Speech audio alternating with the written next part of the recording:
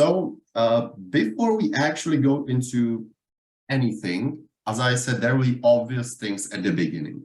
So first, I just like to know very simple fact, and that's how you play, for example, 3-2 at the beginning, if you're on the first row. Okay. How are you asking me? Okay. How to play So 3-2. I would do you want me to do it or just explain it to you? Oh, yeah, you can tell me the numbers Okay. from where to where, and then explain why. Okay, so I used to play 13 to 8, but now I usually play 13 to 10 and then 24 to 22. Okay. Good. Then I'll get back to this in a moment. How would you play 4-1? For opening, I would do 13, 9, 24, 23. Great. So if I understand well, in the beginning when you played at the young age, as a child, I mean, then you probably played 13-8 as you mentioned, right? Yes, exactly. And then you found out that basically it's better to always do 1 and 1, like 13-9, 24, 23, and so on, right? Right. Why is that? So now, what do you think this accomplishes actually by bringing a checker down to here? What good does it do?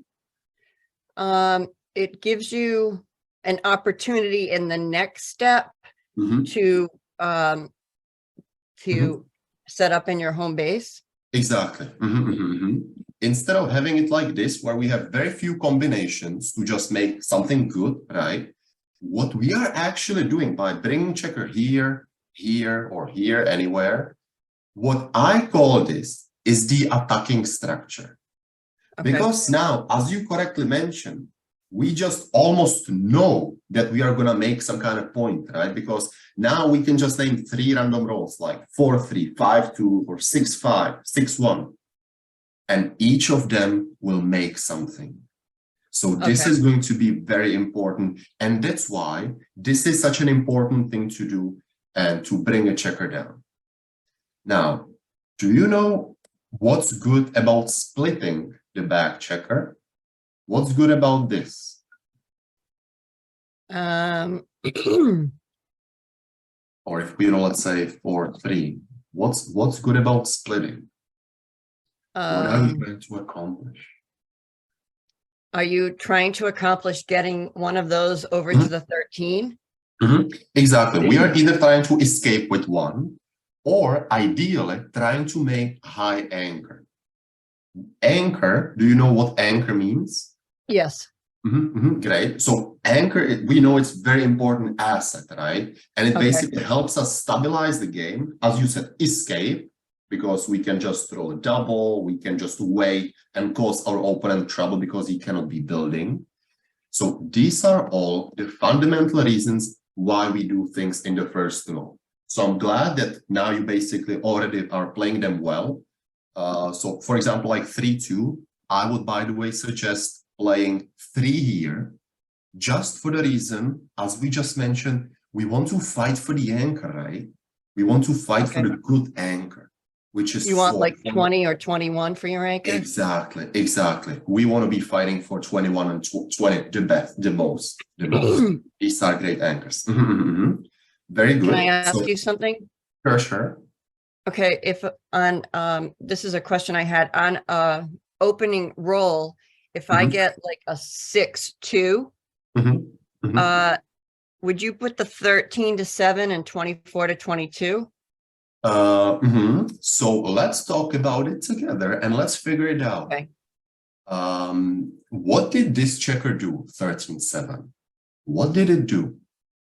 As a good thing. When would you like to have it there? It would be nice to make like an anchor on the 7 or somewhere else. It would be very nice to make a point. But it seems like whenever I get this roll and whenever I put the 13 and the 7, it always gets knocked off.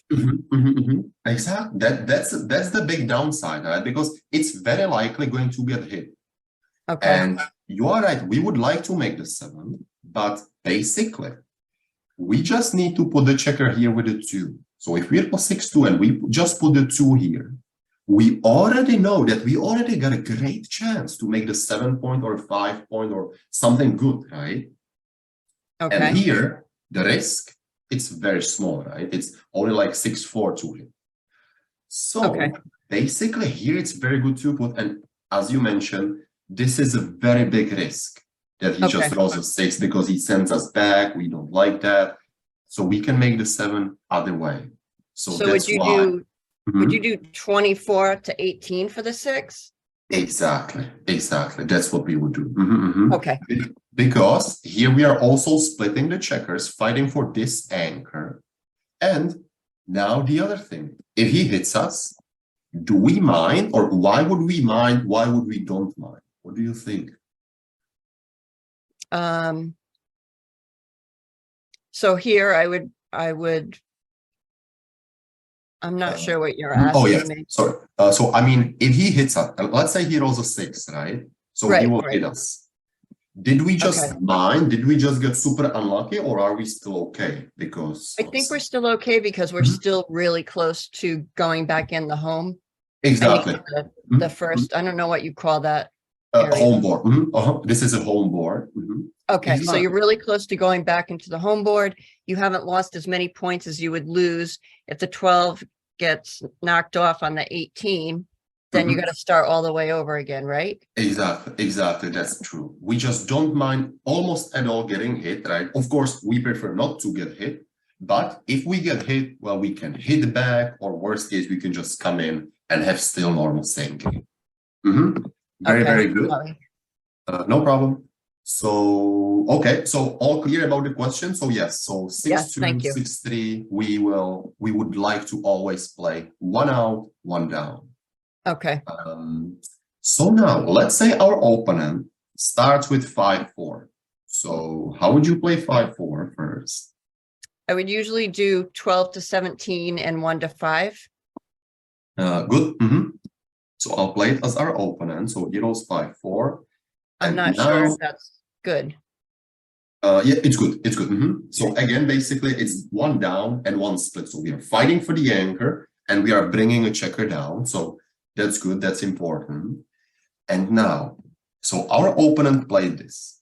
Well, what if we now have 4-1 now? What if we would have had 4-1 now? This is where it starts. Okay. If I had a 4-1 on this situation, I think I know what I'm supposed to do, but I don't understand why. Like, I think you're supposed to do 13 to 9 and 6 to 5. But I sometimes want to be safe and do 13 to 8. Understand. Okay, very good, and good question and good honesty that you said it like this, that you know what's the right play, but basically without really understanding it, just we can make mistakes in the future and we cannot understand really why. So let's again try to figure it out together so it makes 100% sense. Okay. So do we agree that if we just play 13-8, our opponent can either make the anchor, which is not so good, right? He can escape, he can make points. So basically, I mean, it's not like disaster happens, but he will always improve, right? Now, if we hit, we will now come back to those obvious things we were saying at the beginning. Now, if we get hit, how much do we care? How much do we care if opponent hits us? Or what does it mean to us? We have to start over again. So I agree. We have to start over. So let's say we'll enter. Would you say we are like big underdogs, or the game is still even? Or how would you feel now about our position? Is it bad? Is it okay? I think in the beginning, if it's still this close to the beginning, then it's okay. Right? To get set back. I would worry about doing it a second time and then getting sent back a second time. But okay.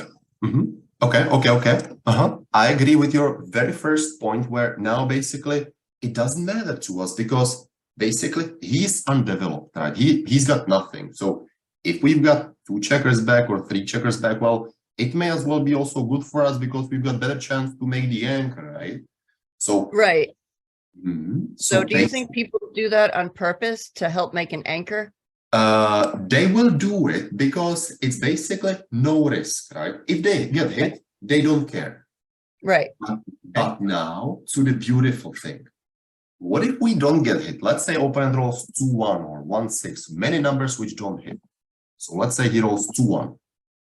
How good will be our position now and why? What's going to happen now? Now we have a lot of opportunities to make an anchor, hopefully at the 5 or maybe even somewhere else and knock him off. Exactly. So let's say we roll 4-3, whatever. Suddenly, of course, this would be a pretty good roll, but this is kind of a position. This is kind of a position what kind of potential the previous play had. Basically, what that play was saying, why we wanted to play for what was it, 4 here and hit, put him on the bar. It's because if we get hit, so we don't care too much. World, they don't destroy. But if we get missed, this is where we just made our thing. This is how we can make the 5 point. This is where we got our advantage and we feel that we are in a good position. So is this good? Is this clear? Yes, I completely understand that. Very nice. So this is a very important concept, which basically we want to make sure that we are 100% understanding, because I will show you a few more examples. Then we have some trick questions, which of course there are always.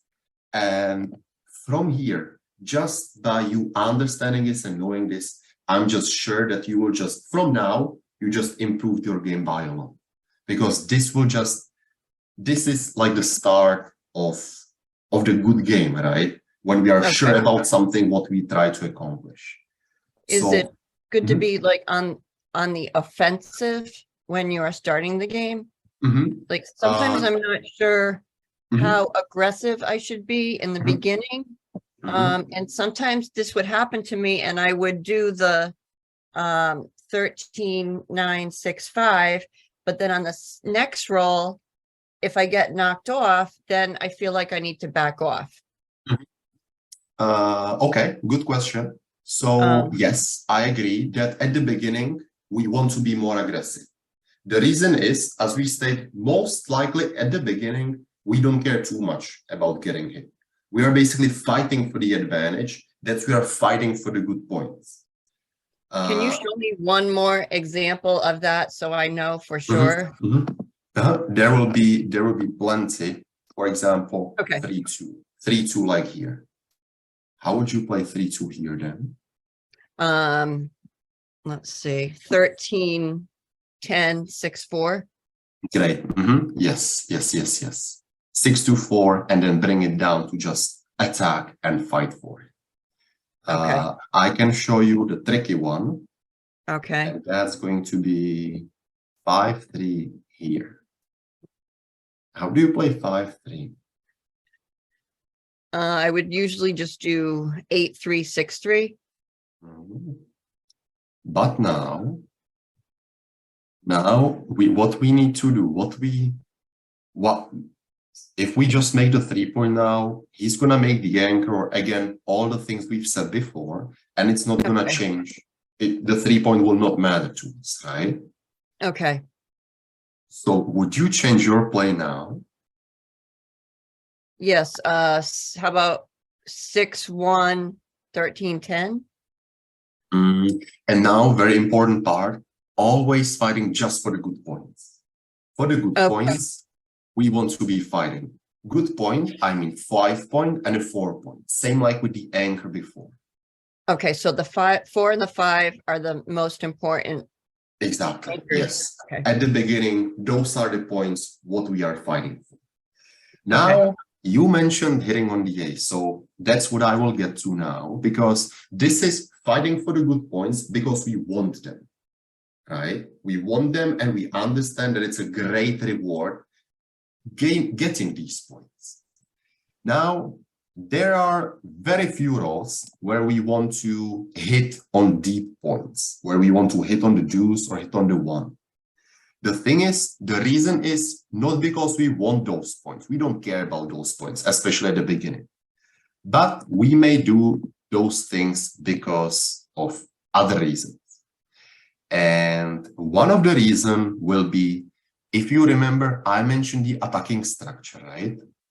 Attacking structure, if I remind, it was this kind of structure where if opponent is on the roll right now, he's just about to gonna make a point. Because whatever he's gonna roll, he's gonna make a 5 point, 4 point, 7 point. And that's actually the fact. That's what's gonna happen if we let him play. So I'm sorry, can you say that again? Hold on, I need to shut my door. Hold on. Sure. Alex, who's at the door? Can you tell him to quiet down? Okay, I'm sorry about that. No, good, no problem. I was saying that when opponents got the attacking structure, it doesn't seem like, but it's very, very important to realize that if we let our opponent play, let's say we would have played our normal thing, 39, 24, 21, every time you can name almost any roll, except maybe like 5-1. Every time our opponent will either do 7 point, 5 point, or 4 point. And that's going to be terrible for us. Okay, so that's why this move normally is good, but now because of the attacking structure, we want to be aware of one thing, and that's another future. That's what I call defensive hit. We don't do this often. Now, I will show this now as one example where now I'm sorry. I really, my family is like so noisy. I really have to move upstairs really quick. Sure. Do you mind? No problem at all. Take your time. Okay, I'm sorry. No problem. I have 10-year-old twins and my husband is outside yelling. He talks really loud and that's all I can hear. So I can't say that I understand, but I absolutely feel that this has to be. Yes. Well, enjoy your youth before you have kids. That's my advice. I will. Thank you. All right.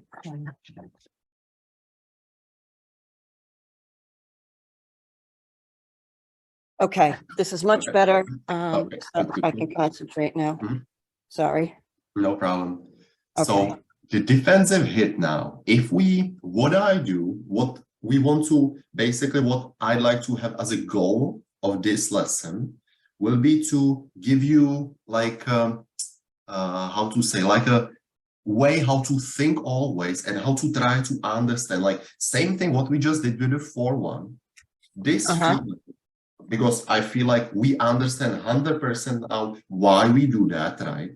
Yes. I want to give you like this tool and this opportunity so we are able to understand everything. Sometimes it's difficult, sometimes it's really difficult, but this is important feeling to have. Because if you don't have it, tell me, we always talk about it, but now I'll show you basically the tool, how I do it. Okay. So basically, do you agree with me of what we said, that if we make this move, our opponent is just going to make points on us, on the 5 point, and we are not gonna like it. Do we agree? Yes. Okay, because of the attacking structure and everything. So now the alternative, what's this? We are hitting 6-2, again, not because we want that point, but because he's got the attacking structure and we want to prevent him from making points. So now, what is going to happen now? What can happen here? What can happen? He could knock off the 2, or he could make an anchor somewhere else. So if he hits us, is it terrible, or what will happen if he hits us? Are we supposed to be the the black chips right now? Yes. So Okay. if white rolls, let's say 2-1, so he Yeah. hits us. What will we? How will we feel again? How we feel? That's what I care the most. How we feel about our position? Will we be okay? Will we enter? Will we have problems? May, well, I would be worried a little bit, but maybe I shouldn't be because it's so close to the beginning. Again, basically kind of the same thing, right? It's the beginning. So if we get hit, we will probably make the anchor or we will hit him back.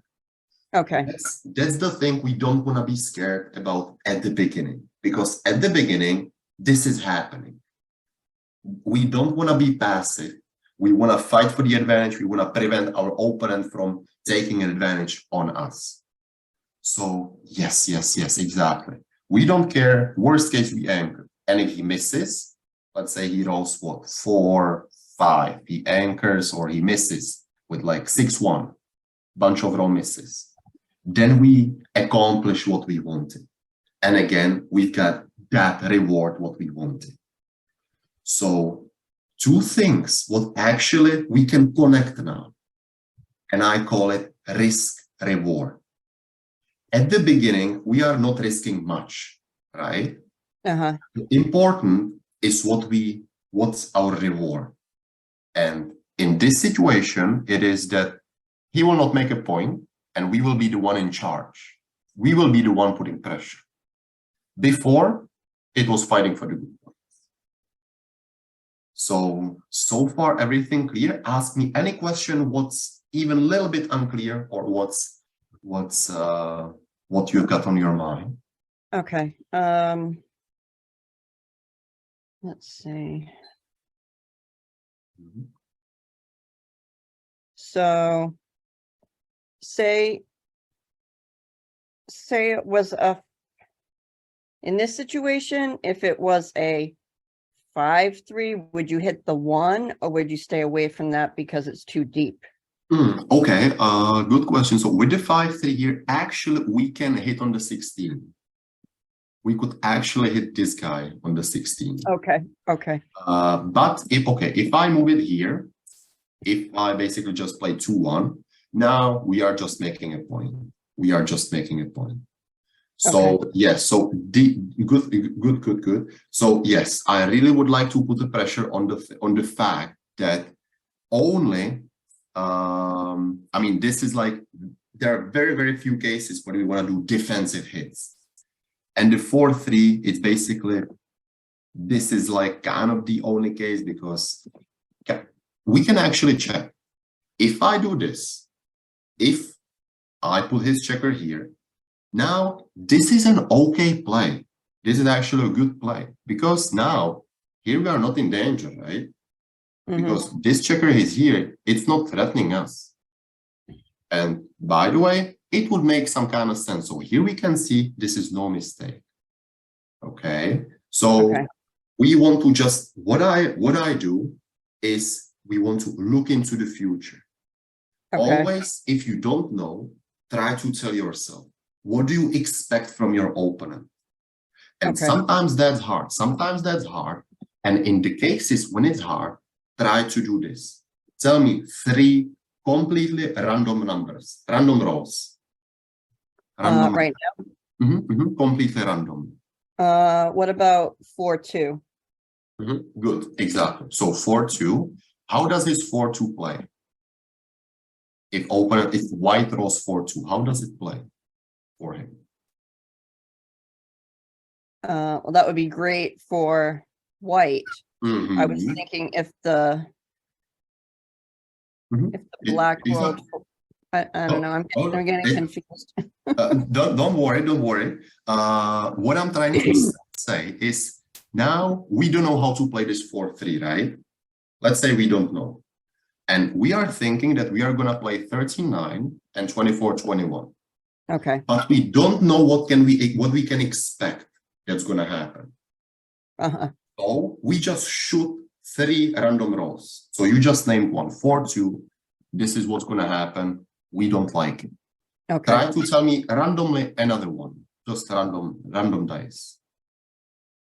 6-2. 6-2, he's gonna hit us on the 9 here, right? Okay. Again, not that good for us, right? Now you can name 1 more, 2 more, 3 more. And once you're gonna be sure that you understand that this is actually not so good, that you are not happy after any roll you say, then we may start change something. Okay, is this good? Is this clear?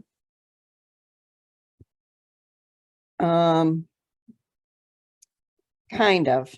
Yeah. This is, by the way, difficult. It's just like a tool that if you are lost in a position, this is what you can try.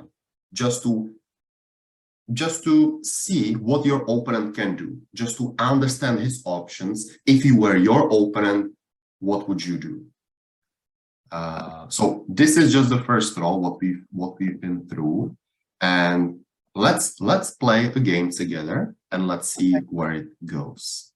So we will be playing together, discussing it, and let's see after a few moves how we get there. So our opponent rolls 5-3. We've got 6-4. How do you play 6-4?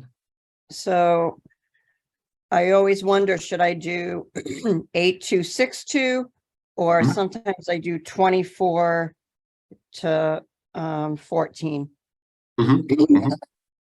So generally speaking, if it's a very first roll, it almost doesn't matter.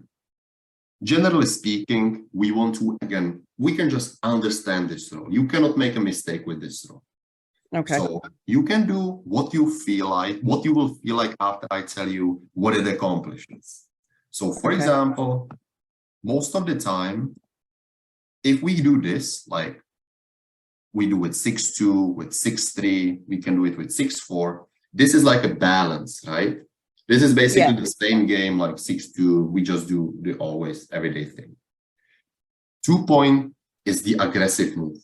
This is going for the gammons. Now you're basically saying that you will want to make points and that you want to put pressure on your opponent. Okay. And if you run, you are basically saying that you don't want contact, you want just race, and you want to kind of keep the game simple. But what I would suggest, my suggestion, because we play 6-2, 6-3, 6-4, I would just usually play it this way. Okay. Just to keep it simple. Now, there is one bad thing, one tricky thing. If your opponent starts with 5-3, he's making a deep point, and now we would normally also want to have a point. So now we should make the 2-point for that thing. Okay, so which one would you do in this situation? In this situation, we should make the 2-point in this situation. Do the, which one? 2-point, the 2-point here. Okay. Like this.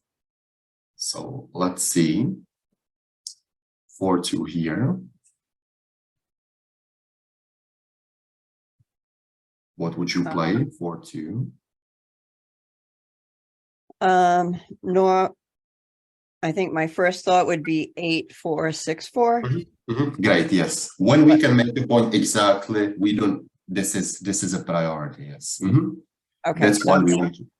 Making an anchor in your home base is always a priority. Yes. If we can make a point in our board, by the way, we call anchor our points in opponent's home board, basically, because it's like the anchor what keeps us in our opponent's board.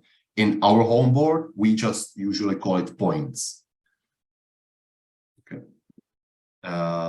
We rolled 6-5, but I'm gonna ask you, how would you play 4-1? How 4-1 right now? I would. My first thought would be to do 13-8. But maybe I should be doing 13-9, 6-5. And now it's okay that we feel unsure. Could you tell me, if you remember the analysis, how we thought about it before? What's going to happen if we get hit? What's going to happen? How we like it if we don't? How we like it if we do? Would you tell me about it now? So if we play, actually cancel it. So if we had 4-1, what if we would play this? And then what if we would play this? So try to tell me all by yourself, and then I'll try to. Okay. For me, the safe thing would be to do the 13 to the 8. Mhm. I think that would be more of the safe thing. And I'm not sure if I should do that or make a risk and do 13 to 9, Mhm. Mhm. 4 to 1. I think I'm not sure because I don't know how much of a risk I should take at this point. Mhm. And Mhm. I'm not Mhm. sure Mhm. why. Mhm. So first, one thing, what everything, these basically safe plays, they have one thing in common. We don't put pressure and we let our opponent play. So it is a safe play, but it's always like a negative thing. Because our opponent can make the anchor, again, he can escape, he can build points. So it feels like it's safe, but safe only means that our opponent is not gonna hit. He can Okay. still do every other thing which will make his position better, right? Okay. So that's already like something bad what will definitely happen. Now, Okay. then try to tell me, what if he hits, how big of a disaster it is, and if he misses, how good it is for us. So it would be, if he hits us, it's still not that bad because it's in the beginning and we still have the 9-8 to play with. Mhm. If he misses us, then it's really good because then we could probably make the 5 anchor. Exactly. And when you say it like this, it's just perfect because exactly that's what's happening, right? I mean, if we get missed, if he stands on the bar, we've got just perfect position. And this is the reward, which is worth the risk. This is how you want to feel when you are risking something, because yes, now it's not too bad, but not too good as well, right? If we get hit, because he's already got something, unfortunately, but exactly that reward, that feeling, if he misses, is just huge. It's here and we can feel it. So that's why we go for it. Very, very good. Yes. So that's how we would play. Okay. How would you play? How would you play 2-1 in this position? Okay. Are the tricky questions which will happen? Yes, we like the tricky ones because that's when we learn something, right? Okay, so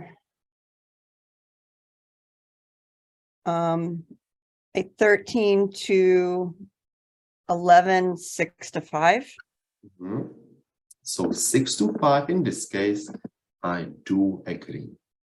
Now there is one that tricky option which is basically a little bit different. The thing is, if we play 13-11, now well, I will first say it in a very simple way. 3 point now is basically also like a good point, right? I mean, 5 point, of course, definitely the best point we want to make. But well, 3 point would really, really help us as well, right? Because, well, now it's basically the second best point we can make. So by hitting him here, well, first of all, we are putting 2 on the bar. We are still making a point what we want. And we are minimizing the shots. Because now we really only care about if he rolls a 3, right? If he rolls a 3, of course, it's not good. But if we would have just done this, then if he rolls a 5, it's bad. If he rolls a 3, it's also bad, right? And then some other combinations. So what I want to show by this position is that what we can do is just to put pressure and double hit as long as it's good points, as long as we've got the potential. So when we've got the potential, and potential is a very important word which I use a lot. When we've got the potential, we can go for it. And this is where we learn about power of the position, if we've got it, if we don't get it. And now, You could ask me why with 4-1 we would not do that.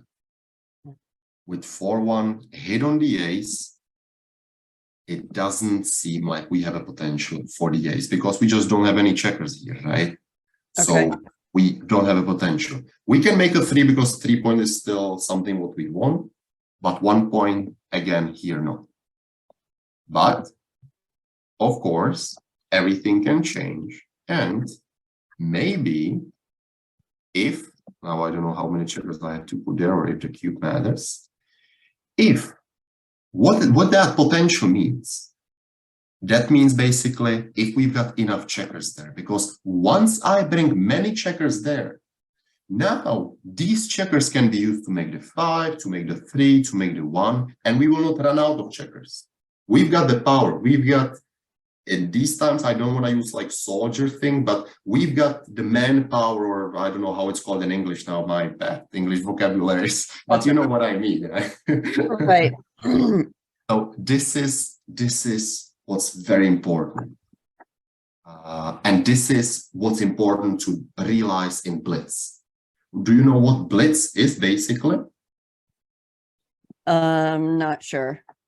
So Blitz is like attack. Okay. In Backgammon, we call this like blitzing, that you hit your opponent, you try to make points, you try to close him out.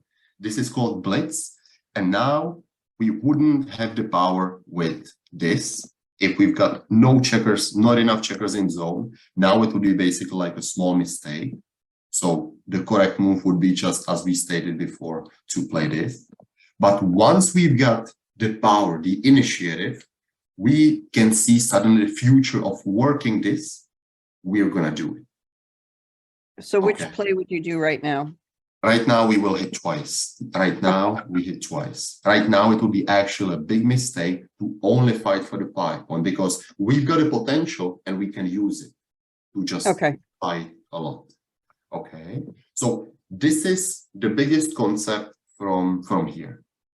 Now, I'd like to go back to showing you one very important thing which we bumped into, and that's how to play doubles. Very common thing at the beginning. And also, so now we basically went over one part of backgammon at the early game, which happens a lot, right? We want to fight, we understand risk reward. Now, what if it becomes like tactical game where we basically get the anchor or we roll doubles, and what do we do with that? So how do you play now double 2? I would have 2 different things I could do. So one thing would be 6-2 twice and blocking on the 2, or I never know what to do with this because I'm not sure. On the other hand, I would do 24 to 22, 2 of those, 13 to 10, 13 to 11. Maybe those 2 combinations. So I'm actually not sure which play would be better in this situation. So if we go back to in the first row, what we are trying to accomplish, we want to build points. And not just any points, we want to build good points, right? And now I want you to keep that on mind because this is going to be the key to everything and understanding everything. Okay. Because what we will want to do with every double, it will be good points, just different answers. So let's say we've got double 2. First thing we start with, or first question, can we make a good point? Like you mean like a an anchor? Yes, and in our home board. So if we can make a 5 point or a 4 point in our board, basically. Okay. So because this gives us great reward, huge upgrade, right? This is what makes us happy, basically. Okay. Right? So this is what we are fighting for, these good points. Now, with double 2s, we have an option whether to make, so this is what we start with. We start with making the 4 point, as that's the biggest thing we can do. So that's Now- definite. You would, with this roll, you always want to do, make that point on the 4. Yes, yes, Okay. yes. Unless some very, very things which got other reasons. Yes, yes. This is always 99% right. Okay. So 6 to 4, this is star. Now we have an option between playing 22, making a 22 point, or making 11. Now, Right. I will say it in a very simple way, so we remember. Well, if we do 22 points, I mean, again, this is not really the anchor what we wanted, right? I mean, I said that we want 5.4 points, so I feel like we can do better than that. I'm not gonna settle for the 22 point. I can split in my next roll and fight for other points. So I will not do my 22 point. What I will do, I will make this structure. I will put maximum pressure to now, again, have a very, very nice structure. And with very nice structure, it's very easy for me to play. Because if I roll a good number and I have many good numbers, I can make a point, right? So this is how to play double 2, basically. Okay. So this is double 2. Now, tricky question again, double 3. How is it going to be different? It's actually not going to be different in theory, but in the play, what we're going to make. So how would you, actually, I have to mention double 1s before. Okay. How do you play double 1s? All right. I always do 6, 5, 2, and then 8, 7, 2. Good. Good move. Good move. I'm not sure. Like this is a good move. 5 point. I like that, right? That's the point which upgrades the most. And there is nothing wrong with the 7 point because that's improvement as well. Okay. Now, well, if this situation was 0 to 1, and now we had double 1s, is it same, or what would be the problem now? What would concern you now? If I did the 8 to 7 twice, then I have more of a chance of getting it knocked off. Exactly. Now it's a direct shot. Right. Okay. Now it's a direct shot. And well, honestly, difference. I mean, we had an 8 point, which was great as well. Now, if we have 8 point or 7 point, well, we are risking a lot to get hit, and it's not like improvement now because now he can come out anyway. So now the shot, when we notice the shot, we don't want to leave a shot, but we just split the back checkers. Okay. Oh, okay. Yeah. So again, fighting for the anchor. So basically it's the same concept. We made a 5 point, good point. That's what we want. And of course, we would love to make the 7 point, but not for the sake of a shot. Okay. That makes sense. Good. So now try to tell me about double 3s. What comes to your mind?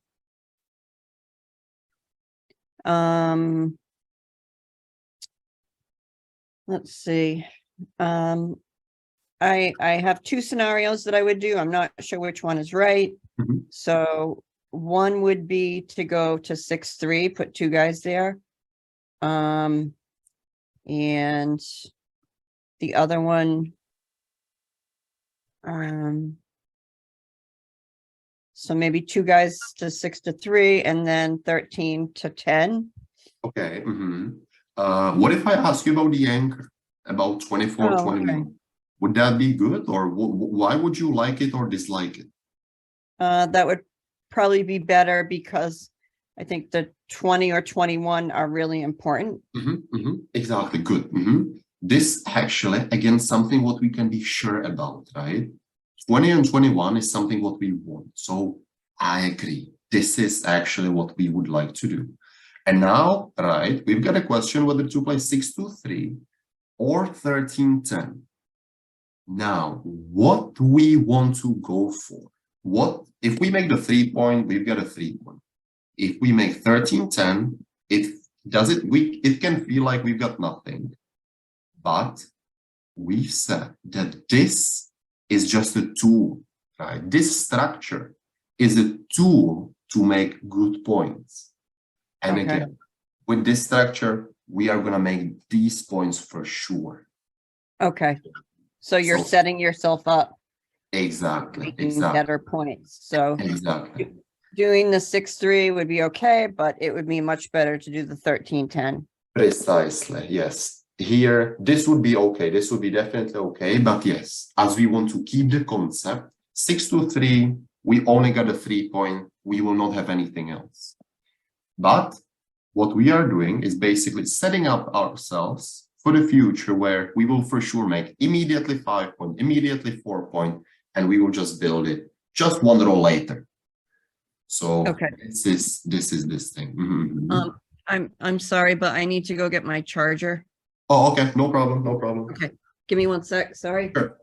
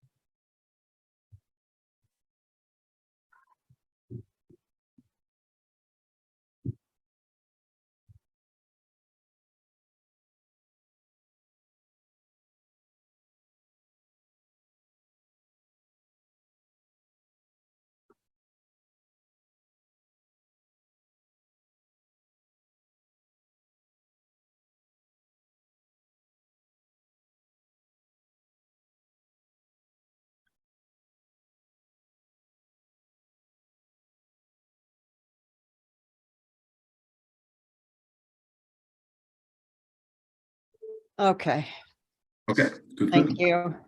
No problem. So similar thing with double force. What would you say?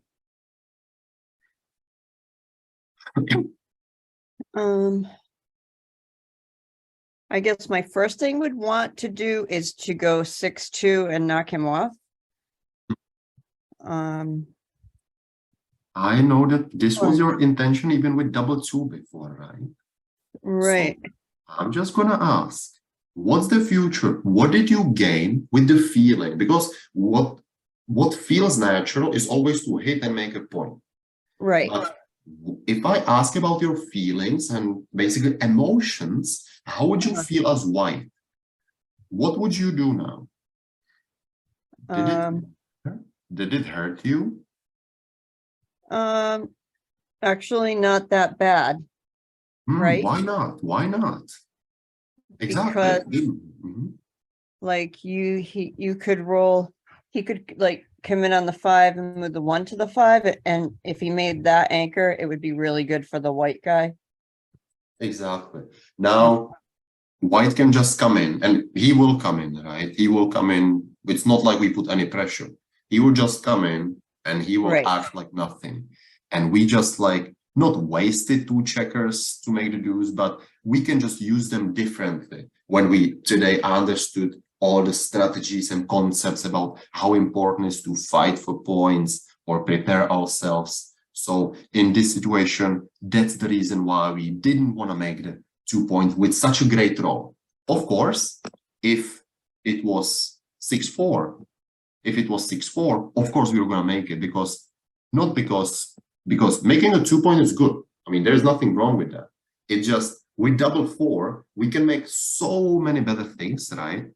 With roll like 6-4, well, if we roll 6-4, we're going to do that because, well, what else can we do which would be great, right? Right. So with double 4s, what would you do? So I guess the 24 to 20 and get that anchor.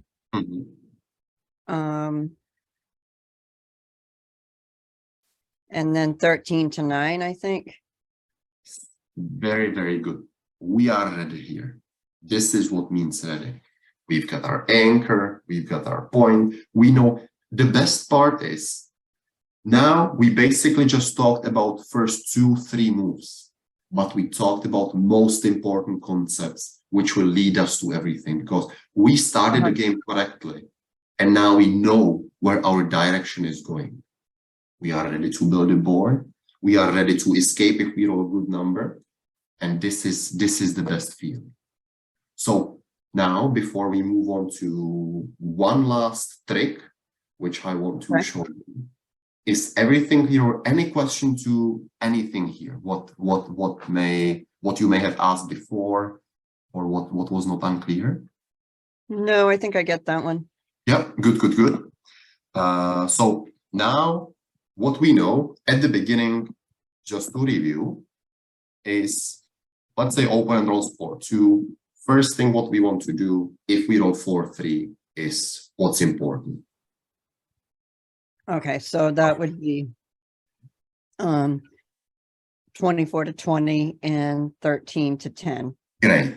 Splitting in order to fight for the anchor. And it's very, very important to do that when as soon as possible, because opponent is weak. He doesn't have that potential because he's got only 8 checkers here. People call it 8 checkers in the zone. 8 checkers, it's not dangerous for us. What we will learn in a minute is that 10 checkers is getting sometimes dangerous. And then we bring 13-10 because we want the structure and we know exactly what we want to do with this checker. Good. Now that tricky part, which I promised. Let's say we would have started with 3-1. With 3-1, we would make the 5 point, right? Yes. Now, our opponent would roll 5-5. 5-5, he can only play that he makes the 3 point because he's blocked everywhere else, and he will just do this, right? Right. Now the tricky part, and this is actually advanced part. Opponent got 10 checkers in the zone. This is, in backgammon, I don't use the word rule because rules don't exist in backgammon. There are just like logical things which we understand. But this is a thing which is just valid. When opponent rolls 5-5s at the beginning, we actually don't want to touch the back checkers. We don't want to split them. And I want us to understand why. Or what would you say if now we split? What do you think can happen? Why is this any different? Why shouldn't we not split? No. Okay, so right now you're doing, it's the 4-3 and you're doing 24 to 21 for the 3 move. And I'm asking actually why we should not do it. Why actually the right move will be 13-10, 13-9, because this is something what goes against everything we just talked about, right? Right. I think it's because he's got extra people on the 19-17. Yes. And it would be really easy for him to make an anchor and knock us off. Yes. Exactly. But just to clarify, if he had just 4 guys on the 19 and 2 on the 17, then it would be okay to do that. Then I believe it would be close. Yes. Okay. Yes. Okay. And it would be close. It would be just green. Yes. Then there would be more things, but yes, it would be no mistake at all. Okay. Yes, it's as we mentioned that if it's 8 checkers in the zone, it's clear that we are not afraid that we just split.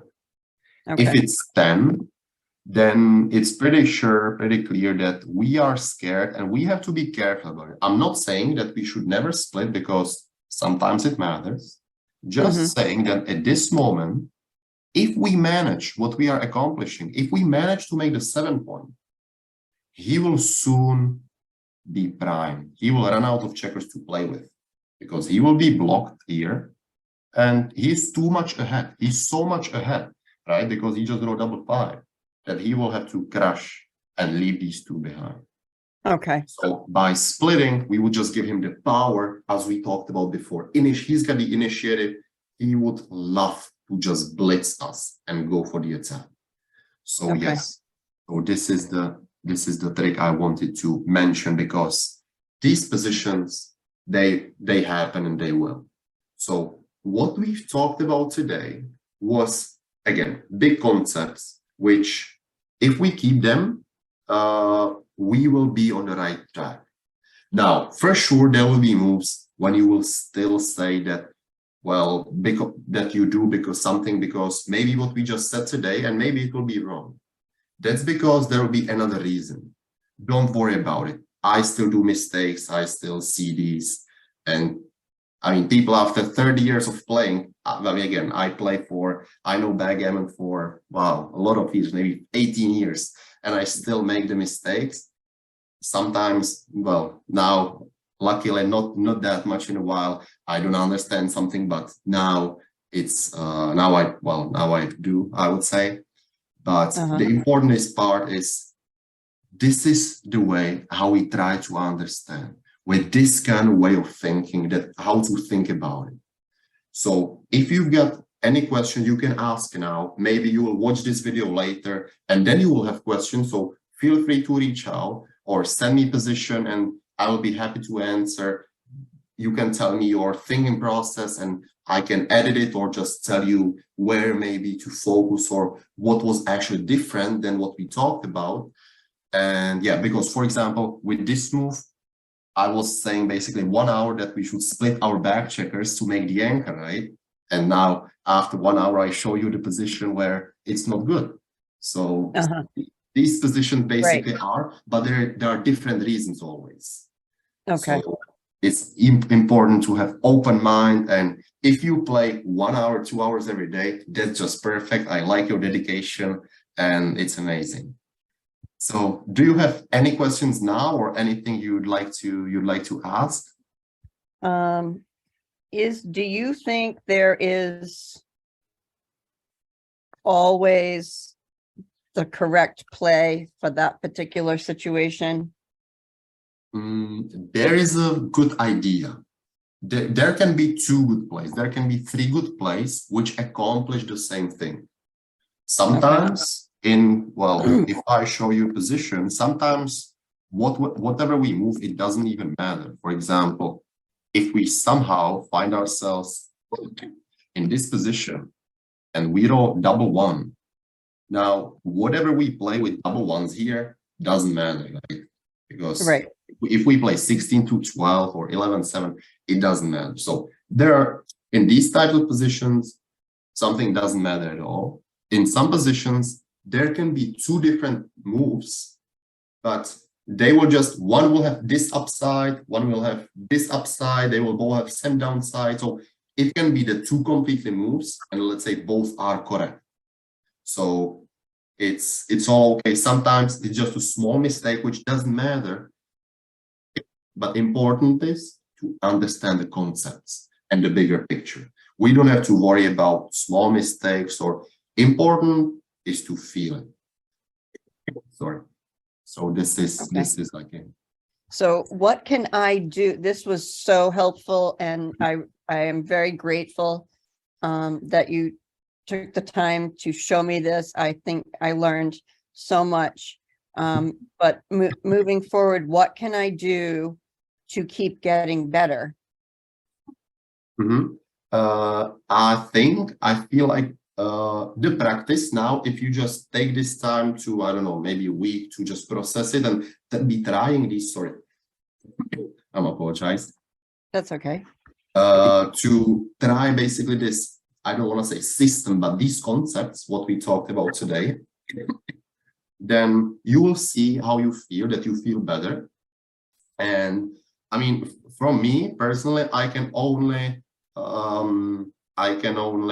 recommend you what I create. I created backgammon curriculum actually in video courses where Really, yes, where I actually covered everything, where I was gonna take basically a beginner, a new player, and I was gonna give him 3 courses: intermediate course, like a start basic course, like at school, then advanced course for medium players after they play a few years, and then world-class course, which will give them all the knowledge.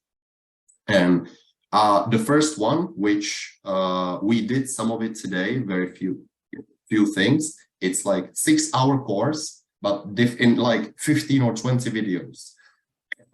So it's basically like lecture in each video. It each takes like 20-30 minutes. I can actually show you. can I access that?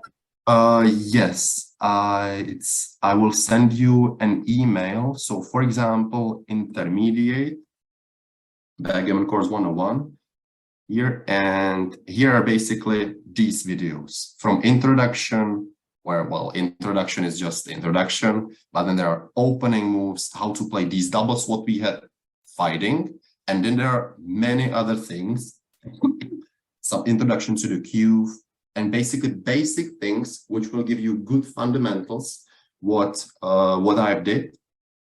So I can send you a link to this, and I just recommend this because why I started this, I actually started this project, Backgammon Coaching, because I felt like this is what Backgammon world basically was missing, and I was just happy to be the one showing my ideas and my ways how to think about positions and putting it in a fun way, because this is something what I think is what I enjoy talking to people and explaining things and giving this stuff, basically passing it over.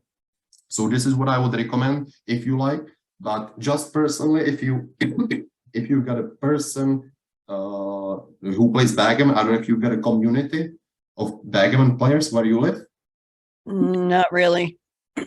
That's unfortunate, but I mean, Yeah. Backgammon Galaxy is nice to always meet people. So it's great always to have a friend who plays Backgammon, right? Where you can discuss these things. So that's all, because that makes it fun and Right. learn at the same time.